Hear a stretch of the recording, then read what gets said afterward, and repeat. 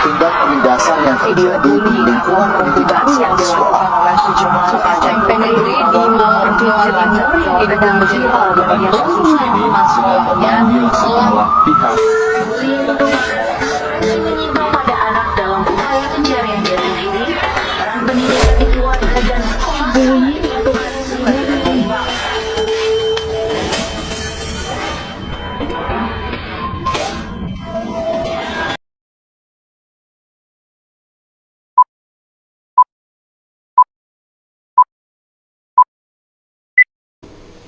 Hai guys, selamat datang di wacana Wanita Cantik dan Mempesona.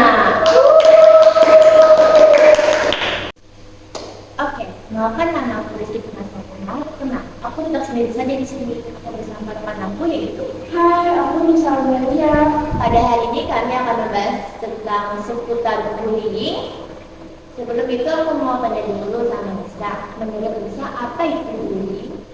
A few moments later. Istilah dari kata bullying merujuk pada arti kata bullyingan. Nah, bullying adalah perilaku agresif yang dilakukan seseorang atau kelompok tertentu dan lainnya dengan tujuan menyakiti. Nah, tadi kan kamu menjelaskan tentang apa itu bullying. Terus aku mau nanya nih, kan bullying itu ada macam tuh, bisa sebutin? Nah, iya.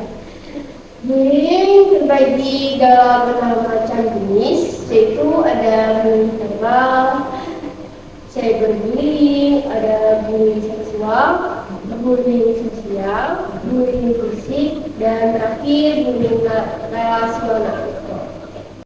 Nah, kali ini kami akan membahas seputar bullying verbal. Bullying verbal sering terjadi tanpa kita sadari. Contoh bullying verbal itu apa aja sih?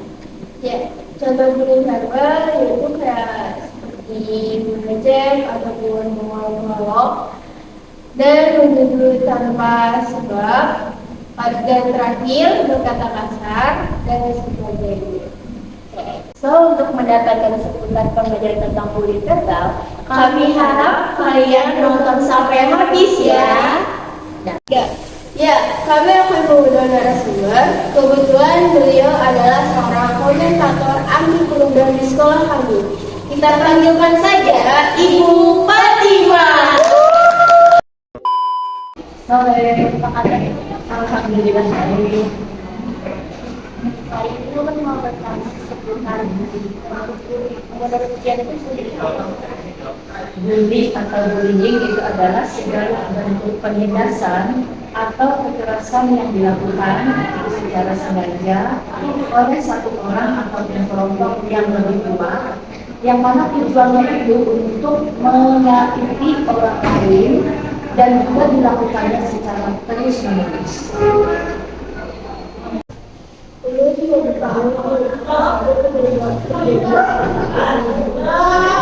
Baik, menyebabkan terjadinya bullying itu antara lain si pelaku bullying itu seringkali berasal dari keluarga yang bermasalah, seperti orang tua yang sering menghukum anaknya secara berlebihan, atau situasi rumah yang penuh stres, agresi, juga adanya permusuhan di dalam sebuah rumah tangga, dan ini bisa menyebabkan anak melakukan bullying terhadap orang lain.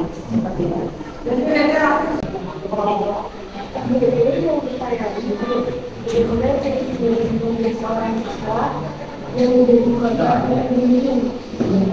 Anak yang dibully itu biasanya sering sakit kepala ataupun sakit perut karena dia merasakan tekanan kepada dirinya sehingga menimbulkan sakit fisik seperti sakit kepala dan perut tadi.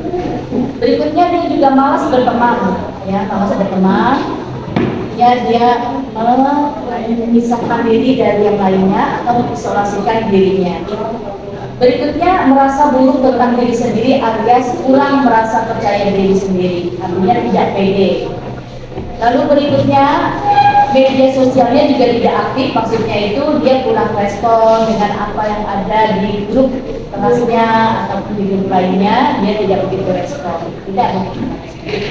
Berikutnya, dan biasanya dia juga kadang bisa berefek, bisa menyakiti orang lain karena dia merasa dia disakiti, maka dia juga bisa membalas dendam, akan menyakiti orang lain juga. Demikian.